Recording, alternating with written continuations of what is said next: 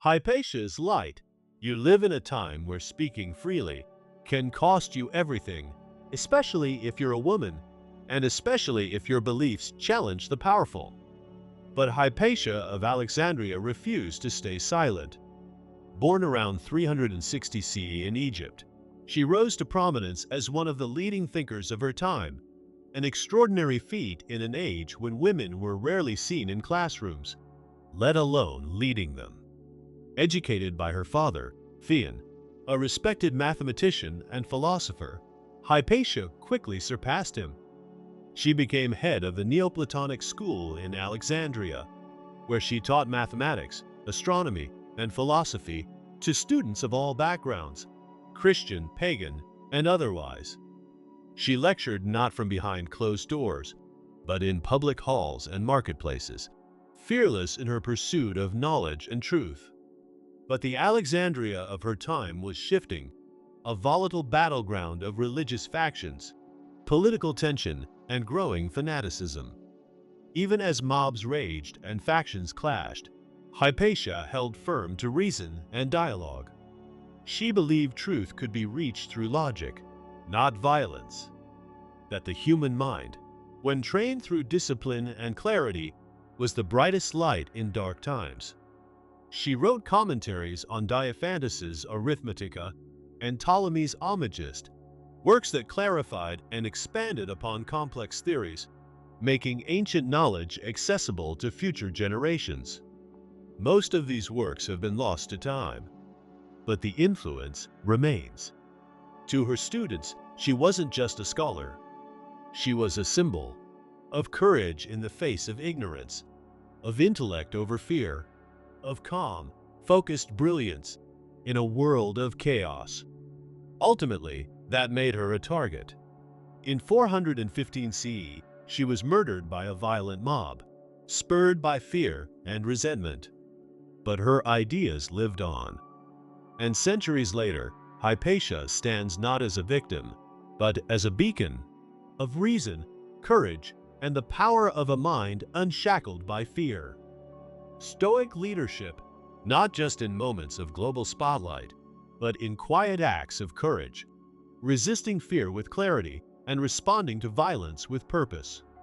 True leadership isn't always loud. Sometimes it speaks through a calm voice, in the face of a loaded gun. Sometimes it begins with the simple act of walking to school. In the Swat Valley of Pakistan, where militants had declared education for girls a sin, Malala Yousafzai refused to disappear. At just 11 years old, she began writing an anonymous blog, describing life under the Taliban, not out of anger, but from conviction that knowledge is not a luxury. It is a right, and that right was worth defending. Even after an attack that nearly ended her life, she didn't respond with bitterness. She responded with resolve. "The extremists are afraid of books and pens," she said. "I am not against anyone. I am here to speak up for the right of education for every child." Like the Stoics of old, Malala believed we don't control the world around us, but we do control how we meet it. She did not seek revenge. She sought justice. She did not harden with hate. She deepened in purpose. She transformed suffering into service, co-founding the Malala Fund, speaking before world leaders, and becoming the youngest Nobel Peace Prize laureate. Like Marcus Aurelius, she led not through position or force, but through example, a modern embodiment of courage, justice, self-restraint, and wisdom. Her story reminds us, Stoic leadership isn't locked in the past. It lives in the voices that stay steady under pressure.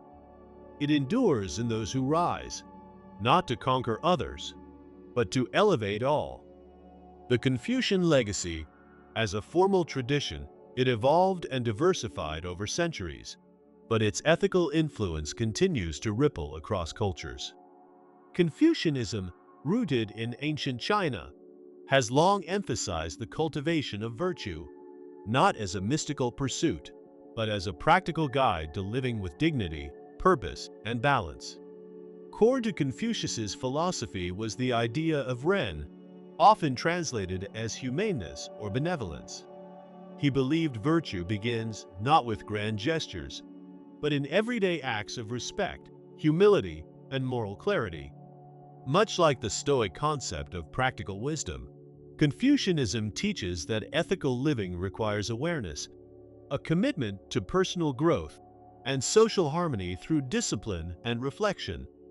This tradition didn't remain locked in scrolls or temples. Its principles quietly shaped the structure of Asian societies, from education systems to government service, promoting values like loyalty, integrity, and filial piety. Modern psychology and leadership theory have also echoed Confucian ideas. The importance of emotional intelligence, empathy in relationships, and leading by example all trace parallels to Confucius's ideal of the Junzi, or noble person. Even in therapeutic spaces, echoes of his wisdom are felt. Family therapy often emphasizes intergenerational balance, shared roles, and respect, mirroring Confucian values of harmony and duty. Like Epictetus, who taught that our suffering stems from our judgments, Confucius urged that true peace lies not in controlling others, but in mastering the self. He wrote, "To put the world in order, we must first put the nation in order. To put the nation in order, we must first put the family in order. To put the family in order, we must first cultivate our personal life." Centuries later, those words remain more than poetry. They offer a blueprint, one rooted not in control, but in compassion and character.